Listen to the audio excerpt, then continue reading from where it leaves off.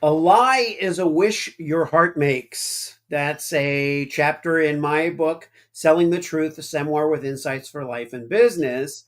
And today, Nancy and I are going to talk about the lies we tell ourselves in pursuit of the truth about ourselves. And it sounds contra indicative, but it is in a way it is a habit that we have. Interesting. So the lies we tell about that we want to be the truth, these juicy stories, uh, where do they originate from? What's their motivation? Of course, I'm the psychologist. Maybe I should be answering that, but I'd like you to take a stab at that. Well, thank you, Nancy. I would say that, I use the phraseology "a wish your heart makes" because I do find that a lot of what we are so convinced about is not necessarily uh, something we want to convince others of. It's something we want to convince ourselves of, and specifically, it's the things that we should be doing for the people we want to serve, but we're resisting for some reason. Does that resonate for you, Nancy? Wow, that is a pithy statement. It's got a lot of depth to it. So we're really lying to ourselves, but we may speak it externally, maybe to reinforce it, maybe to convince ourselves, maybe to get accountability. But it is a lie that we're telling ourselves in order for us clearly to have some sort of benefit, right? And what is that benefit? The benefit is that we feel safe, that we don't have to step into the light.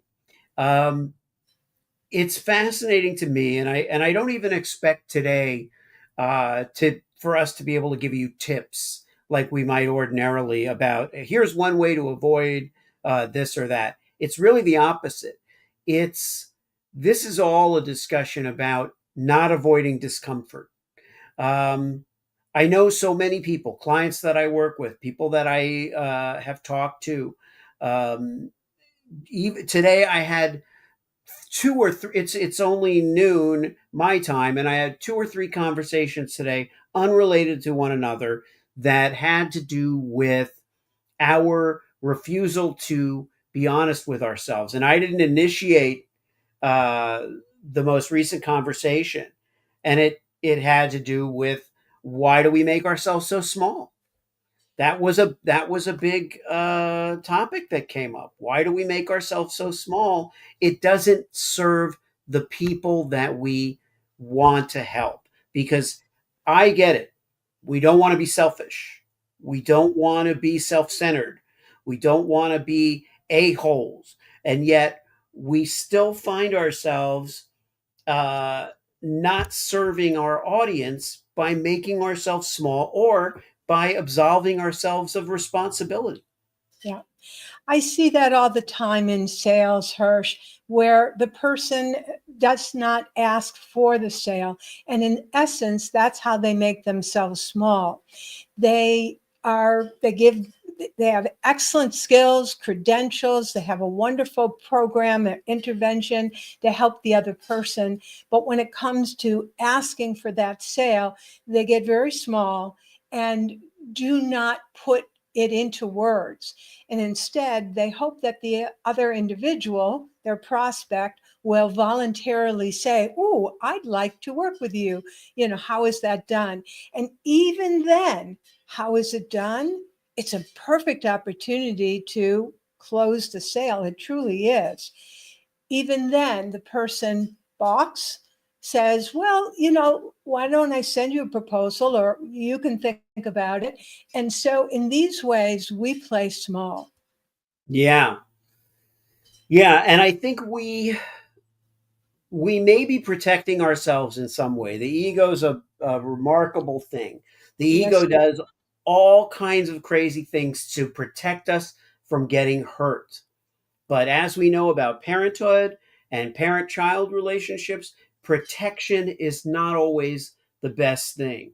I grew up personally in a family where I think my parents protected me too much.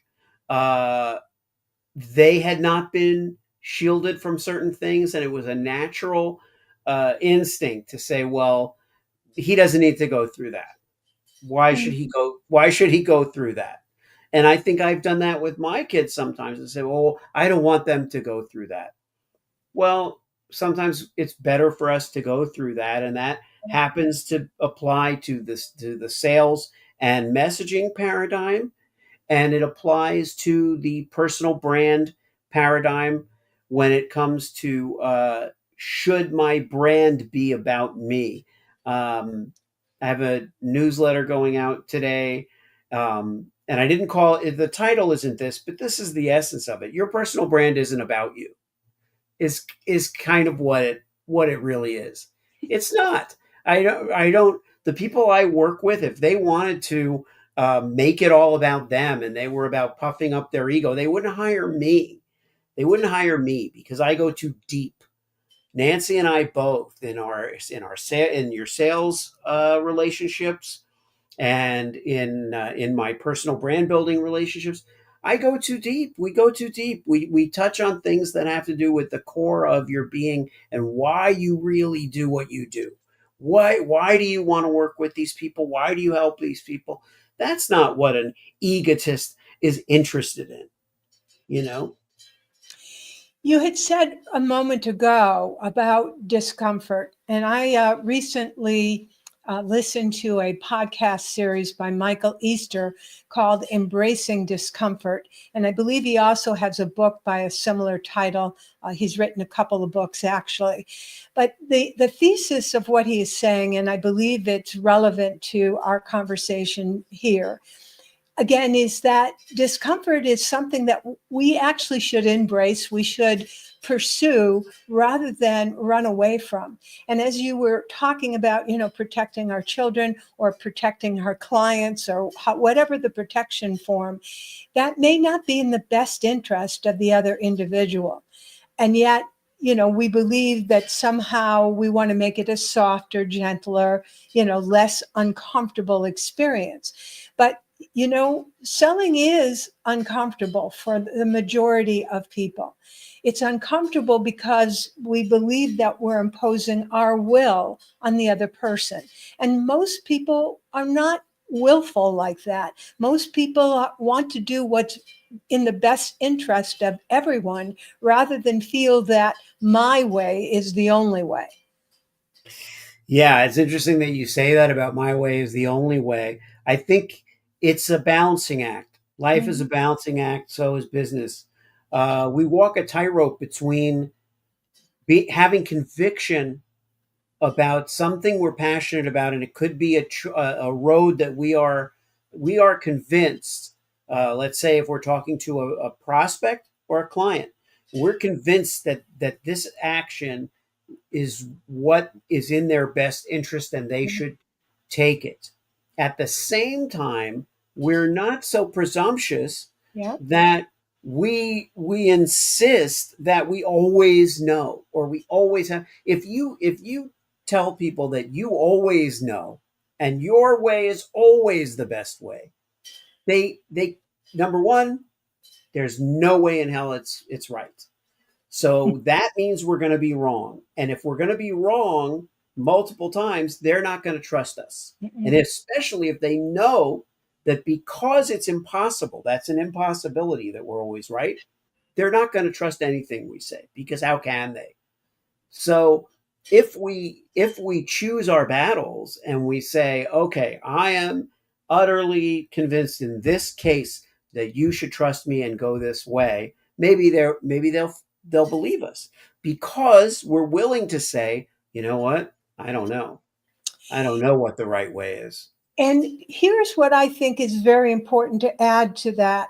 It isn't the words again. It isn't even the message, but it's the feeling in which we convey it, the energetic spirit in which we convey that message. Because when our hearts are open and we truly, genuinely care about the other person's welfare, then when we deliver that message, Hersh, that may sound tough and may, like you say, it's like it may actually be uncomfortable. Our client needs to hear it. I'll share with you something that happened just yesterday. I was on a regular networking call just to get to know each other. And this person indicated that despite all his years of experience and training that he had undergone in sales, as well as leadership and personal development and so forth, he said, I struggle to sell. That, that short statement hit my heart. And because I really care about people, especially people with expertise, who are thought leaders, who've developed their skill set, who have so much to offer, I couldn't let it stay there, Hersh. I had to say, despite the fact that I knew personality style, he was a slower decision maker, not the kind of person who would immediately jump and say, oh, yes, Nancy, you're my savior. But I had to speak up because it was in his best interest. And my heart was open to share with him, another path that might solve his problem. Yeah, I think maybe the big takeaway for today could be that a lie is a wish our heart makes, and that could be a very sincere wish for others. But if we lack the conviction to step into the light and say, yes, I am leading the charge in this mission. I'm Mhm. putting all my eggs in this basket. I'm putting my reputation on the line, and I'm saying Mhm. this is what I believe is the right thing. If we're unwilling to do that, then Mhm. we lose the power to lead with conviction because we're not owning it. Yeah. And so if we, yeah, go ahead. And not only we lose the power to lead with conviction, but we fail to sell the truth. And that goes back to, the book title, and it goes back to, again, the chapter in the book. Because again, people selling is not an activity that the majority of people like to do. And Right. selling the truth, again, could be very unpleasant and very uncomfortable, right? So the combination of selling and the truth, wow, there you go. Yeah. Yeah. And I will take this moment to say I as uncomfortable as selling can be, That's right. that writing this book has helped me understand that I am a salesman and that selling is fine. I have resisted selling for many, many years, or calling myself a salesman.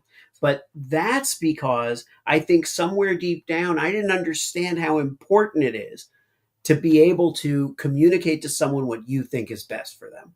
And if it's in your lane of expertise, that's where your opinion really matters. So Wow. selling the truth is available. It's available at sellingthetruthbook.com. That's easy enough. And I've tried to make it amusing and useful And in it the best is. sense of the word. Yeah, as someone who had an opportunity to read this book as just before it reached the press, I can assure you that it was extremely humorous, educational, touched my heart in many ways. And again, selling the truth. It's available, as I understand, on Barnes and Noble Yes. as that link. And we'll put that link in the chat below when we complete our program. A lot of good things for us to say. I feel like we've only begun to scratch the surface about selling the truth, because it is something that it's difficult for people to sell. And we do make wishes and tell ourselves stories. And hence the truth gets obscured. And we sometimes forget what the actual truth is.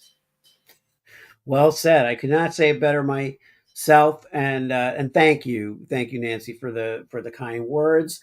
Um, we wish you the best of weekends. This is Hersh Rephun, author of Selling the Truth. And Dr. Nancy Zaire, the sales whisperer to your sales success.